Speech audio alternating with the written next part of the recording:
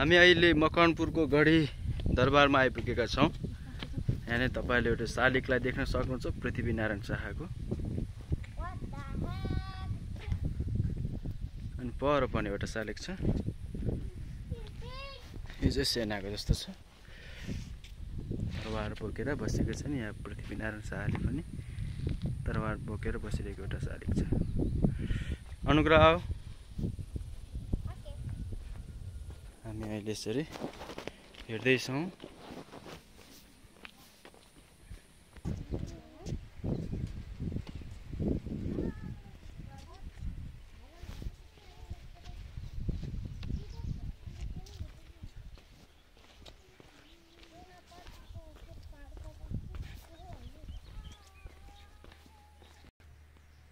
तपाईले यहाँनिर एउटा लेखलाई देख्न सक्नुहुन्छ।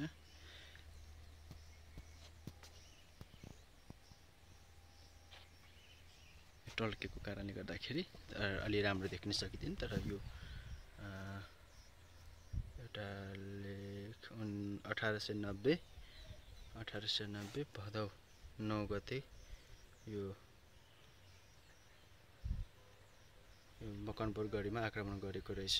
करिब 8 घण्टाको लडाईँ पश्चात मकवानपुरे सेना किल्ला छाड्न बाध्य भए र तत्कालीन सेना वंशीय मकवानपुरे राजा दिग्बन्धन सेन आफ्ना बाँकी सेनाले करिब 40 किलोमिटर पूर्वमा रहेको हरिहरपुर गढीतर्फ लागे। यसरी गोर्खाली फौजले मकवानपुर गढीमाथि कब्जा गरे।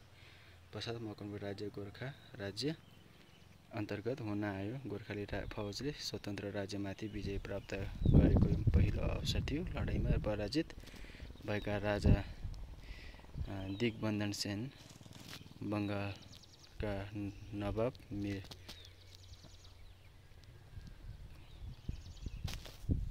कासिमसँग सैन्य सहयोगको लागि अनुरोध गर्न पुगेको कुरा हामी देख्न सक्छौँ। अहिले हाम्रो लेखलाई देखाउन सक्यो। यो टल्के सिसा टल्केको कारणले गर्दाखेरि यो चाहिँ मकवानपुरको गढी ऐतिहासिक मकवानपुर गढी दरबार।